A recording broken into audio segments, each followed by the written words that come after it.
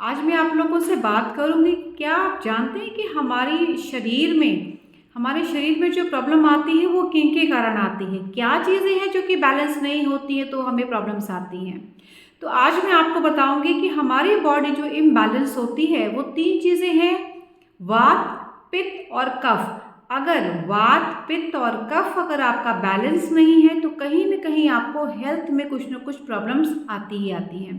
तो अगर हम इसको बैलेंस रख लेंगे तो हमें दिक्कत नहीं आएगी।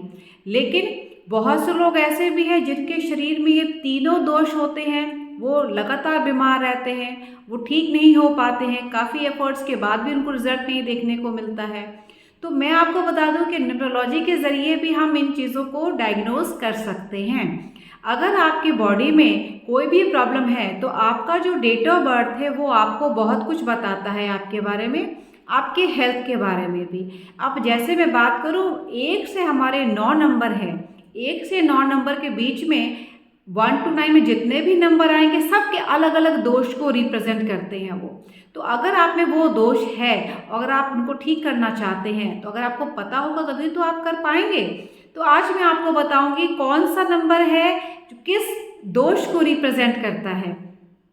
तो पहला नंबर मैं बताऊंगी, एक नंबर, जो लोग एक नंबर से रूल करते हैं, किसी भी 2 डिजिट को जोड़ के अगर आपको सिंगल डिजिट पे आ रहा है, अगर वो नंबर 1 आ रहा है तो आपका शरीर जो है वह पित्त कारक है, पित्त दोष आपके शरीर में रहता है। आप इस चीज़ को खुद देखेंगे कि इसकी प्रॉब्लम आपको रहती होगी।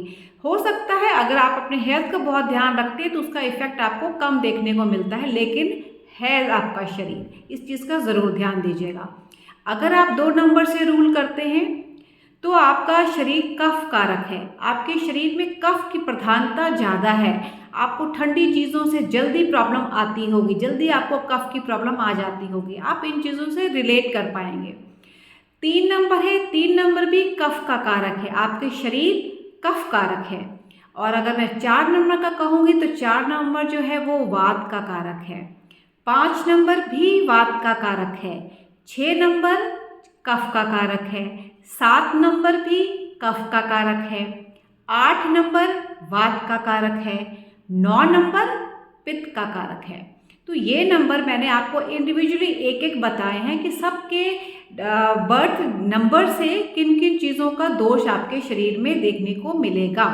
लेकिन अगर आपके डेट ऑफ बर्थ में अगर हम चेक करें तो डेट ऑफ बर्थ से आपका पता लग जाता है कि आपके शरीर में कोई एक ही दोष है, 2 दोष है या 3 दोष है, तो उसके अकॉर्डिंग आपकी प्रॉब्लम बढ़ती है। अगर आपका शरीर सिर्फ पित्त कारक है तो आपको सिर्फ पित्त की प्रॉब्लम रहेगी, छोटी मोटी प्रॉब्लम रहेगी, ठीक भी हो जाती होगी आपकी। लेकिन अगर आपके शरीर में पित्त और कफ है तो कहीं न कहीं वो दोनों का भी तालमेल बनता है तो कुछ चीज़ें इम्बैलेंस ही हो जाती हैं। अगर आपके बॉडी में वात, पित्त और कफ तीनों चीज़ें ही इम्बैलेंस है, वो भी आपके डेट ऑफ बर्थ से पता लग जाएगा कि आपकी बॉडी त्रिदोषी अगर है तो आपको ये तीनों चीज़ की प्रॉब्लम होगी। उसमें आपको लगातार आप देखेंगे आपको हेल्थ को लेके चैलेंजेस आते रहते होंगे, आपको कहीं ना कहीं हेल्थ की प्रॉब्लम से कभी एक से छुटकारा मिला दूसरा शुरू हो जाता है, दूसरे से छुटकारा मिला तीसरा शुरू हो जाता है।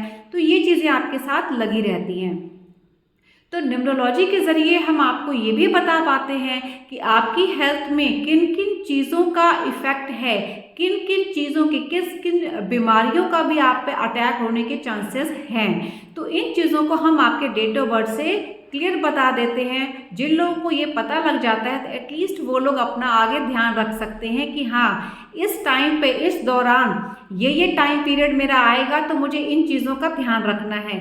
अगर आप उन चीज़ों का ध्यान रखते हैं तो आगे आपको उन चीज़ों से आगे सफ़र नहीं करना पड़ेगा, आपको चैलेंजेस नहीं आएंगे और आप अपने आप को ठीक कर पाएंगे। हम बैलेंस कर सकते हैं उन चीज़ों को, इसमें कोई ऐसी बात नहीं है कि हाँ भगवान ने दिया है तो वो चीज़ें हमारे साथ होनी है, ऐसा नहीं है। ये हेल्थ है, हेल्थ के लिए आप अपनी डाइट पे ध्यान दें। अगर आपकी बॉडी इन चीज़ों को बताती है कि आपका पित्त कारक है या वात कारक है या कफ कारक है तो हम उन चीज़ों का परहेज करें। परहेज करेंगे तो आपको उन चीज़ों में रिलीफ मिलेगा ही मिलेगा।